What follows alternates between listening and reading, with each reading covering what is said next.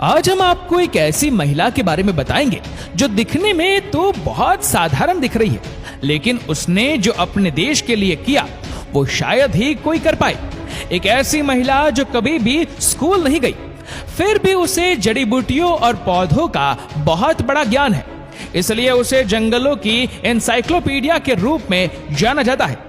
एक ऐसी महिला जिसने अपना पूरा जीवन एक छोटे से घर में व्यतीत किया और उसने पर्यावरण के संरक्षण की दिशा में कई योगदान दिए। ये साधारण दिखने वाली महिला का नाम तुलसी गौड़ा है। तुलसी गौड़ा का जन्म भारतीय राज्य कर्नाटक में उत्तर कन्नड़ जिले होनल्ली गांव के भीतर हलक्की आदिवासी परिवार में हुआ था, और जब वह केवल 2 वर्ष की थी तब उन्होंने अपने पिता को खो दिया था। काफी छोटी उम्र में ही उन्होंने अपनी मां के साथ एक स्थानीय नर्सरी में काम करना शुरू कर दिया था। तुलसी गौड़ा कभी स्कूल नहीं जा पाई और उनकी शादी तब हुई जब वह अपनी किशोरावस्था में भी नहीं थी। वे एक भारतीय पर्यावरणविद है जो कि 30,000 से अधिक पौधे लगा चुकी है और वन विभाग की नर्सरी की देखभाल करती है।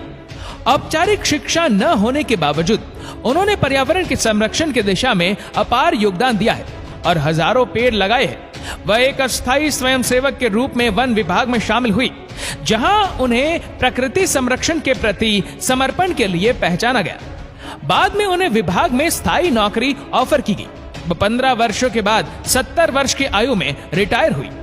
इस नर्सरी में अपने पूरे समय के दौरान उन्होंने प्रत्यक्ष अनुभव के माध्यम से प्राप्त भूमि के अपने पारंपरिक ज्ञान का उपयोग करके वन विभाग द्वारा वनीकरण के प्रयासों का मुकाबला करने के लिए सीधे योगदान दिया और काम किया।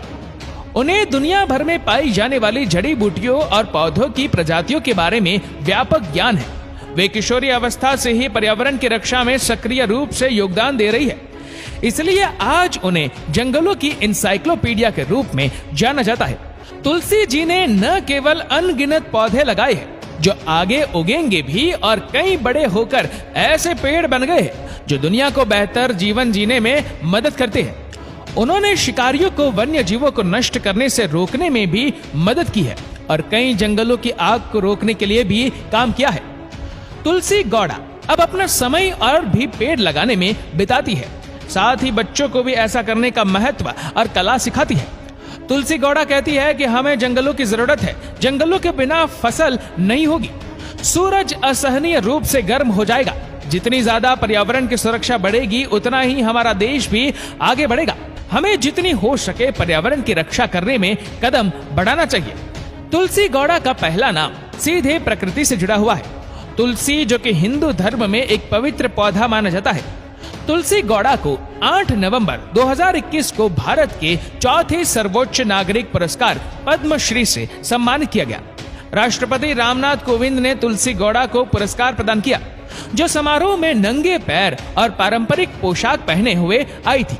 इसी वर्ष पद्मश्री के अलावा तुलसी गौड़ा को कई अन्य पुरस्कारों से भी सम्मानित किया गया, जिसमें कर्नाटक राज्य सरकार का राज्योत्सव पुरस्कार, इंदिरा प्रियदर्शनी वृक्ष मित्र पुरस्कार, इंदवालु एच होनाया समाज सेवा पुरस्कार और श्रीमती कविता स्मारक पुरस्कार जैसे कई पुरस्कारों से नवाजा गया।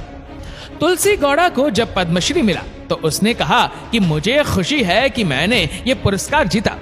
मैंने कई अन्य पुरस्कार भी जीते हैं। इन सभी पुरस्कारों के बावजूद पौधे मुझे सबसे ज्यादा खुशी देते हैं। पौधे ही हमारे पर्यावरण की रक्षा करते हैं और पर्यावरण को बचाना हमारा कर्तव्य है। और मेरी आप सबसे गुजारिश है कि आप लोग भी जितने हो सके ज्यादा से ज्यादा पौधे लगाएं, ताकि हमारे देश में पर्यावरण की रक्षा की जा सके।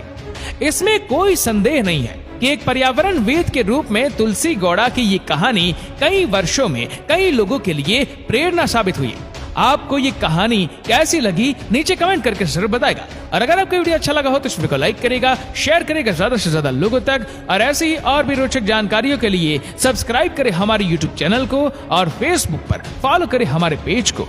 धन्यवाद।